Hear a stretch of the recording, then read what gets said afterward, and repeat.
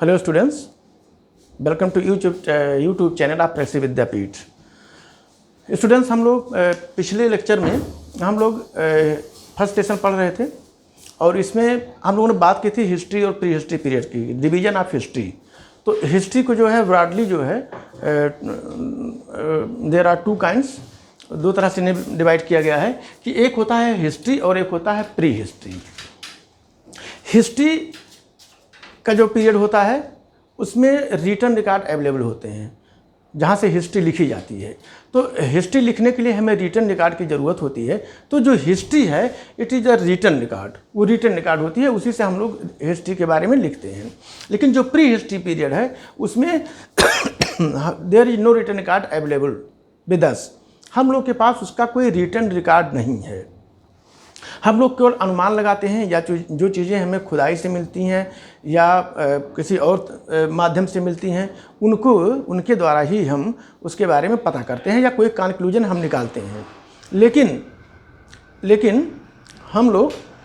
लेकिन जो हिस्ट्री का पीरियड है उसके लिए रिटन रिकॉर्ड अवेलेबल होते हैं। Written record are available for that period, उनके लिए रिटन रिकॉर्ड अवेलेबल होते हैं। लेकिन प्री हिस्ट्री पीरियड में रिटन रिकॉर्ड अवेलेबल नहीं होते हैं।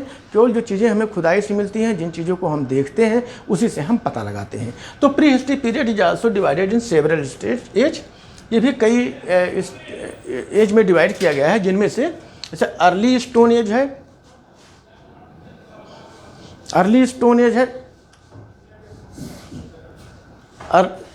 स्टोन एज है जिसके लिए इसमें है कि very little information is available, जिसके बारे में हमें बहुत कम जानकारी अवेलेबल है।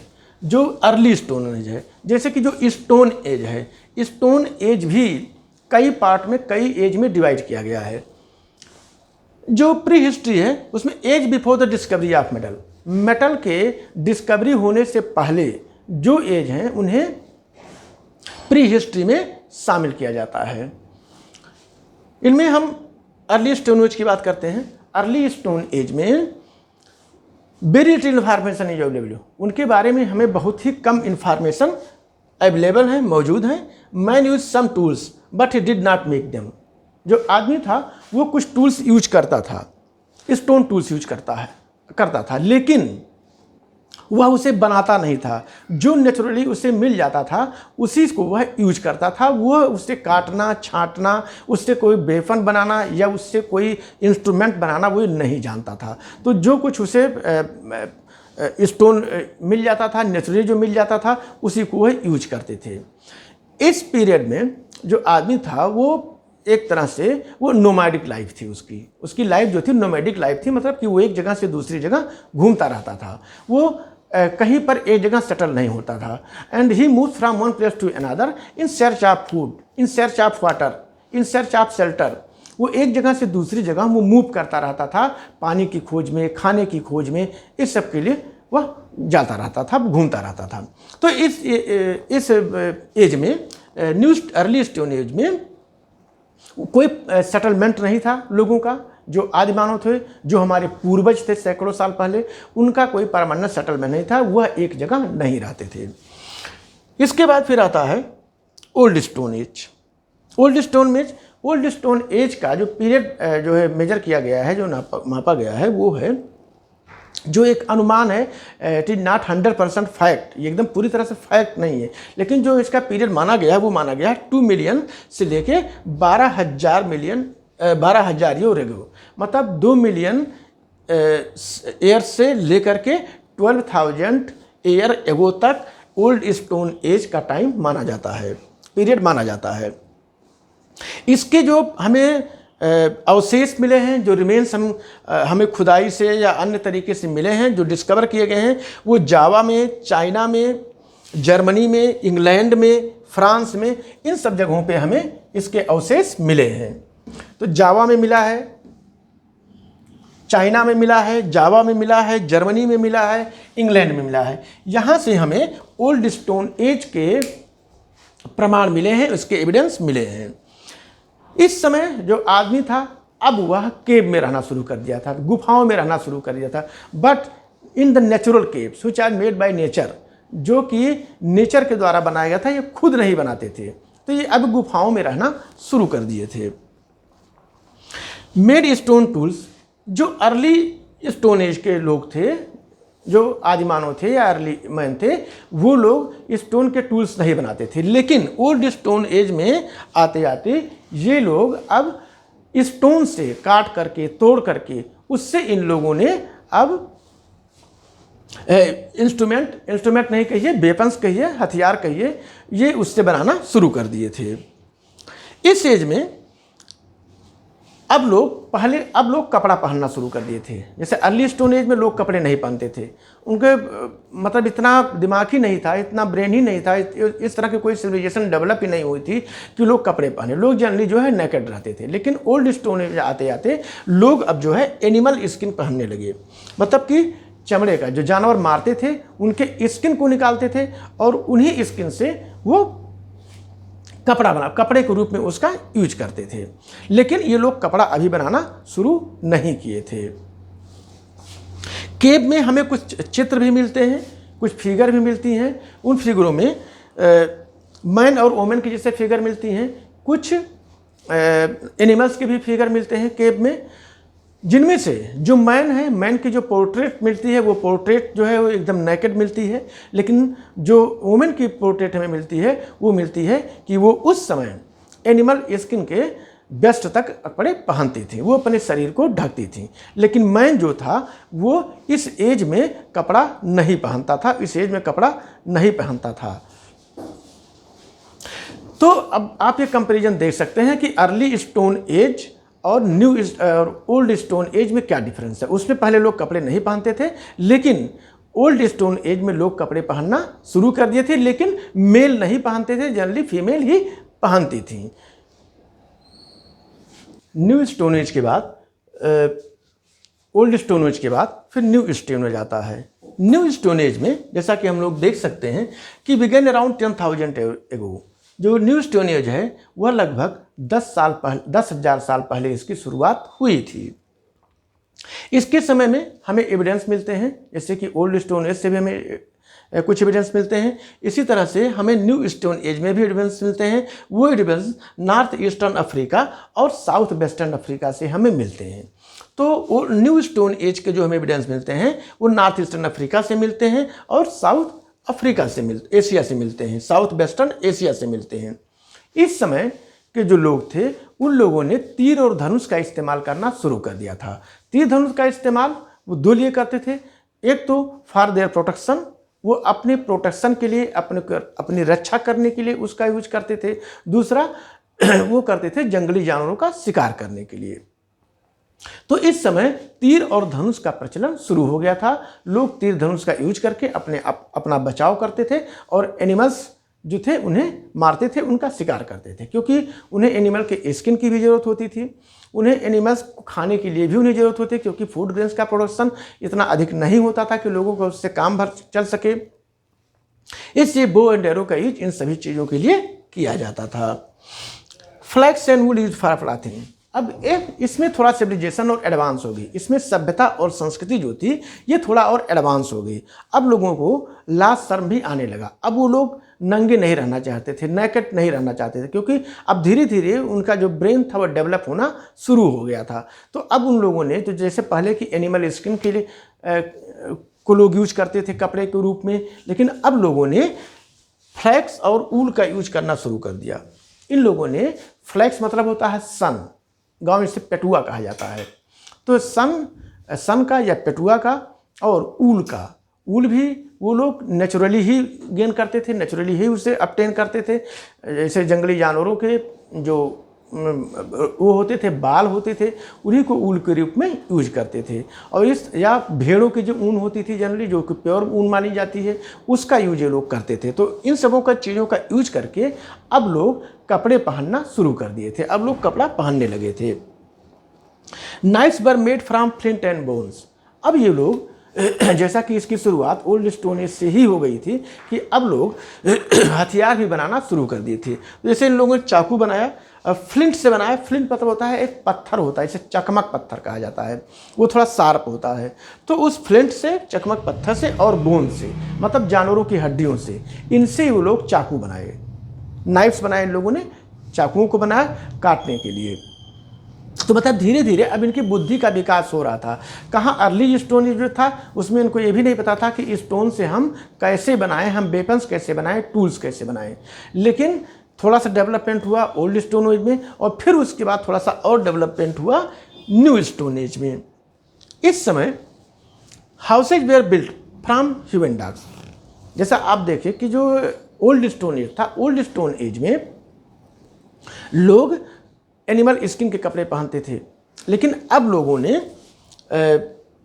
नहीं, वो लोग केव में रहते थे। ओल्ड स्टोन एज में लोग पहले केव में रहते थे, गुफाओं में रहते थे। वो ये नहीं जानते थे कि घर कैसे बनाया जाए। लेकिन न्यू स्टोन एज आते आते अब लोग घरों में रहने लगे, लेकिन घर जो बनते थे वो घास फूस के बनते थे। लकड़ी के बड़े बड़े बोल्डर्स होते थे, उनको रख करके उसी पर किसी तरह से जो घास फूस इकट्ठा करते थे जंगल से, उसी का छप्पर ऊपर बना करके रहते थे। लेकिन कोई प्रॉपर हाउसिंग का डेवलपमेंट नहीं हुआ था, लोग किसी तरह से घर बना करके रहते थे। अब क्योंकि अब पहले तो गुफाओं में लोग रहते थे, खाने पीने की चीज़ें इनके पास अवेलेबल नहीं थी। ये लोग जंगली जानवरों पर या जो फॉरेस्ट प्रोडक्ट्स होते थे, जो फल फूल होते थे, उन पे डिपेंड्स करते थे।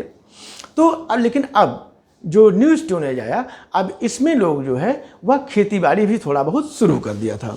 तो लोग अब नोमाड नहीं रह गए। मतलब कि लोग नोमाड मतलब होता है कि एक जगह से दूसरी जगह मूवमेंट करते रहना, मूव करते रहना, घूमते रहना। लेकिन अब ये नोमैडिक लाइफ इन लोगों की ख़त्म हो गई थी, पूरी तरह से नहीं, लेकिन मतलब कुछ समय तक के लिए ख़त्म हो गई थी। अब लोग जो है सेटल्ड लाइफ जीने लगे थे, एक जगह पे रहने लगे थे, और ये लोग किसान खेती भी करना शुरू कर दिए थे। इनके जो हमें एग्जाम्पल मिलते हैं, वो एग्जाम्पल जो एविडेंस मिलते हैं, इनके सबसे बेस्ट एग्जाम्पल इसका है red Indians of America. America के जो रेड इंडियन हैं वो इसके सबसे बेस्ट एग्जाम्पल हैं। तो आपने देखा कि धीरे धीरे करके जैसे जैसे अर्ली स्टोन एज के बाद थोड़ा सा डेवलपमेंट ओल्ड स्टोन एज में हुआ, फिर थोड़ा सा डेवलपमेंट जो है वह न्यू स्टोन एज में हुआ। तो इस तरह से जो सभ्यता थी, जो कल्चर था, वो धीरे धीरे करके अब डेवलप होना शुरू हो गया था। अब लोग जैसे पहले लोग नोमैडिक लाइफ जीते थे, अब लोग इस जो है घरों में रहने लगे, घर बनाने लगे, लोग कपड़े लोग पहनना शुरू कर दिए थे।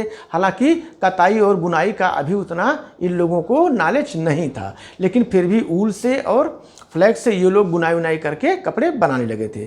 ऐसा माना जाता है कि कपड़ा बुनना लोगों ने चिड़ियों से सीखा। चिड़ियों से मतलब जब चिड़ियों को लोगों ने घोंसला बनाते हुए देखा, नेस्ट बनाते हुए देखा कि कैसे वो नेस्ट अपना बनाती है, कैसे घोंसला बनाती है, तो लोगों के मन में उस समय जो अर्ली मैन था वो उसके दिमाग में आया कि इस तरह से हम लोग भी बुनाई कर सकते हैं, कपड़े बना सकते हैं। तो अब जो है अगले एज की बात करते हैं हम लोग। नेक्स्ट एज जो आती है वो है ब्रोंज एज। ब्रोंज एज में इस समय next step in civilisation progress. ये सिविलाइजेशन के प्रोग्रेस में यह मानव सभ्यता में एक अगला कदम था, एक नया कदम था, जो कि ब्रोंज एज में। ब्रोंज एज का मतलब है कि इस एज में लोगों को आयरन के बारे, ओर के बारे में लोगों को पता चल गया था। इस एज में मेटल की डिस्कवरी हो गई थी। The first metal was discovered by the human was copper. जो पहला मेटल था जो डिस्कवर किया गया लोगों के द्वारा, अर्ली मैन के द्वारा, हमारे पूर्वजों के द्वारा, वो था कॉपर। तो ये हमारे सभ्यता के प्रोग्रेस में, हमारी सभ्यता को आगे बढ़ाने में ये एक नया कदम था, जो कि ब्रोंज एज था। This age refer to period about 5500 years. और इसका जो पीरियड माना जाता है कि ब्रोंज एज जो है वो करीब 5500 साल पहले शुरू हुआ था। इस एज में man started melting ores and pattern implement from the metal. इस एज में लोगों ने अब मेटल्स को पिघलाना शुरू कर दिया था, मेल्ट करना शुरू कर दिया था, पिघलाना शुरू कर दिया था। और निकालते थे लोग, खुदाई करते थे और उसको फिर पिघलाते थे, और पिघला करके अपनी इच्छा के अनुसार, अपनी आवश्यकता के अनुसार वो अब इम्प्लीमेंट्स को, पैटर्न इम्प्लीमेंट्स मतलब जो उपकरण या जो अस्त्र शस्त्र जिस तरह की उन्हें ज़रूरत होती थी, उस तरह की चीज़ों को, आर्टिकल्स को वो तैयार करने लगे। क्योंकि पिघलाने के बाद जब ओर को पिघला देते थे लोग, तो उससे अब लोग अपने मन माफिक जैसा वो चाहते थे, जैसी उनकी आवश्यकता लगती थी, according to their needs they started making tools and implements. वो अपने इच्छा के अनुसार, अपनी ज़रूरत के अनुसार वो अब इम्प्लीमेंट्स और बनाना शुरू कर दिए थे मेटल्स से, क्योंकि मेटल्स जो होता है वो थोड़ा हार्ड होता है। ब्रोंज, इस एज में ब्रोंज जो लोगों ने बनाना शुरू कर दिया था, मतलब कापर पहला जो मेटल था वो जो कि ह्यूमन बीइंग ने खोजा वो था कापर। कापर के बाद फिर टिन की खोज हुई। लोगों ने कापर और टिन को मिला करके ब्रोंज नाम का एक नया मेटल बनाया। तो इस तरह से आप कह सकते हैं कि एलॉय जो होता है ये एक तरह से एलॉय था, और लोगों को मेटलर्जी का भी ज्ञान अब होने लगा था, क्योंकि ओर्स को पिघलाना, फिर उससे मिलाना, फिर एक नया उससे मेटल तैयार करना, ये एक अनोखी चीज़ थी उस समय के लोगों के लिए। तो उस समय के लोग जो है एलॉय बनाना शुरू कर दिए थे, क्योंकि जो कापर था, कापर मुलायम होता है, कापर मुलायम होता है और उसे मनमाना रूप तब तक नहीं दे पाते थे लोग जब तक कि उसको पिघलाना नहीं शुरू कर दिए थे। तो उनसे जो इम्प्लीमेंट्स बनाए जाते थे वो उतने स्ट्रांग नहीं होते थे, उतने जो है क्या कहते हैं कि अस्थाई नहीं होते थे। तो जैसे अगर उन्हें यूज कर रहे हैं, कहीं अगर मान लीजिए कोई कठोर चीज़ पर यूज कर रहे हैं तो मुड़ जाते थे। अच्छा, शार्पनेस उनमें नहीं आ पाती थी। अगर उससे मान लीजिए किसी तरह का कोई वेपन्स बना रहे हैं तो उस तरह की शार्पनेस उसमें नहीं आ पाती थी। लेकिन जब टिन और कापर दोनों को मिला करके बनाया जाना शुरू किया गया, जिससे कि एक नया ओर बना जिसे कि ब्रोंज कहा जाता है। तो ब्रोंज जो है कापर और टिन को मिलाने के बाद बना, तो उसमें दोनों के जो है करैक्टर आए। तो ब्रोंज जो था वह कापर के कंपैरिजन में ज़्यादा स्ट्रांग था, ज़्यादा मजबूत था। उससे जो चीज़ें बनाई गई, आर्टिकल्स जो बनाए गए, उससे सामान बनाए गए, वो पहले के ज़्यादा पहले के अपेक्षा में, कापर के अपेक्षा में ज़्यादा मजबूत होते थे। और क्योंकि दोनों को मेटलर्जी लोगों को आ गई थी, मेटल को ये लोग और को ये लोग जो है अब पिघलाना शुरू कर दिए थे। तो इसलिए ये अपने इच्छानुसार, अपनी नेसेसिटी के अकॉर्डिंग ये अब इम्प्लीमेंट्स को बनाना शुरू कर दिए थे। तो इस तरह से जो ब्रोंज एज था, it was a advancement in the civilisation of human progress. ये मानव की सभ्यता के विकास में यह एक बड़ी छलांग थी। It was a great leap, यह एक महान कदम था मानव सभ्यता में आगे बढ़ने का। इसके बाद फिर शुरू होता है आयरन एज। तो हम लोग अभी इन सब चीज़ों के बारे में अभी बहुत शार्ट में हम लोग डिस्कस कर रहे हैं, लेकिन जब जो अगले लेसन है उस लेसन में हम लोग इसका बहुत डिटेल डिस्कस करेंगे। लेकिन अभी जो है फिर आयरन एज है। आयरन एज जो कि करीब 3000 ईयर एगो शुरू हुआ, मतलब ये इसका स्टार्टिंग हुई वह करीब 3000 साल पहले शुरू हुई। इस समय लोग आयरन को भी जान गए थे, आयरन के बारे में लोग पता चल गया था। आयरन ओर की ये लोग माइनिंग करना शुरू कर दिए थे। मेटलर्जी की शुरुआत तो ब्रोंज एज से ही शुरू हो गई थी, तो आयरन को ये लोग पिघलाना शुरू कर दिए थे। पायनियर इन स्मेल्टिंग आयरन, ये लोग आयरन को स्मेल्ट करने में, उसे पिघला करके उससे सामान बनाने में अब ये लोग बहुत अग्रणी हो गए थे, बहुत आगे हो गए थे। इसका बहुत अच्छा उदाहरण है हैती। हैती एक जनजाति है जो कि ब्लैक सी के आसपास रहती थी, मतलब काला सागर के जो सी शोर है उसके किनारों पर हैतीज वर लाइव्ड, वो वहाँ रहते थे। वो बहुत अच्छे एग्जाम्पल हैं इस चीज़ के कि इस समय इन लोगों ने आयरन ओर का खूब यूज किया और आयरन से बहुत सारी चीज़ें लोग बनाने लगे थे। लेकिन ये सब जो एज था ये प्रीलिटरेट एज था। इसमें लोग अभी लिखना पढ़ना शुरू नहीं किए थे। लोग जो है बोल करके, पहले तो बोलने ही नहीं आता था, धीरे धीरे लोगों ने बोलना सीखा। तो ये वर्बल कम्युनिकेशन ही इस एज में होता था। इस एज में कोई रिटन कम्युनिकेशन नहीं होता था। तो लेकिन ये जो प्रीलिटरेट एज है, प्रीलिटरेट एज का मतलब है कि जब से मानव का जन्म हुआ, जो कि करोड़ों साल पहले हुआ, मिलियनियर्स को पहले हुआ, तब से लेकर के, मतलब कि न्यू स्टोन एज से लेकर के और आयरन एज तक लोग अभी पढ़े लिखे नहीं थे, लोगों को अभी पढ़ना लिखना नहीं आता था। और ये पीरियड सबसे लंबा रहा। सबसे लंबा रहा का मतलब ये है कि आप सोचिए कि करोड़ों साल पहले जब आदमी आया था तब से इस एज तक, करीब 3000 साल पहले तक उसे पढ़ना लिखना बिल्कुल नहीं आता था। इसके बाद से जो शुरुआत हुई थी वो पिक्टोग्राफी शुरुआत हुई थी कि लोग चित्र के द्वारा उसे अपनी बातों को कहते थे, अपनी बातों को बताते थे। तो ये हुआ, इतने एज की हम लोगों ने बात की। अब आयरन एज हम लोगों ने कंप्लीट कर लिया। इसके बाद फिर है इवोल्यूशन ऑफ लैंग्वेज। इसके बाद फिर शुरू होता है इवोल्यूशन ऑफ लैंग्वेज। जैसे आपको पहले मैंने बताया कि जो प्री हिस्ट्री का जो पीरियड था वो पीरियड सबसे लंबा था, मतलब इलिटरेसी का जो पीरियड था जिसमें कि लोग पढ़े लिखे नहीं थे, वो सबसे लंबा समय चला। इसके बाद धीरे धीरे भाषाओं का लोगों को ज्ञान हुआ। इस समय लैंग्वेज का उदय हुआ। एवोल्यूशन मतलब होता है मतलब उदय होना है, आविष्कार होना, उसका हुआ। इम्पॉर्टेंट कंट्रीब्यूशन, यह बहुत इंपॉर्टेंट कंट्रीब्यूशन था toward changing savage man to civilised man. Savage means होता है कि मतलब असभ्य आदमी, कि ये एवोल्यूशन जो लंघा था वो एक बहुत महत्वपूर्ण उसने योगदान किया लोगों को असभ्य लोगों को सभ्यता की तरफ ले जाने में। मतलब यह है कि जो लोग पहले असभ्य थे अभी उनको सभ्यता की तरफ ले जाना, एक सिविलाइजेशन की तरफ ले जाने में लैंग्वेज का बहुत ही महत्वपूर्ण योगदान हुआ।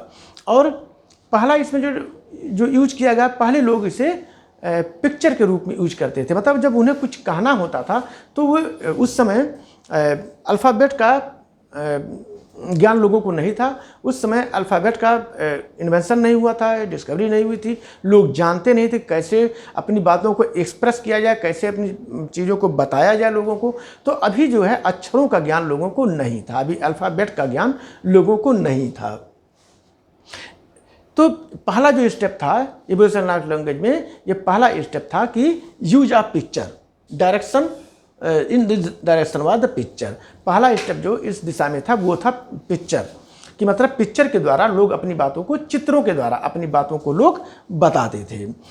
बाद में आइडियोग्राफ आया कि अपनी आइडिया को, अपने विचारों को ये लोग पिक्चर के द्वारा भी बताते थे कि वो कहना क्या चाहते हैं, उनका किसी चीज़ पे विचार क्या है, ये वो बताना चाहते थे।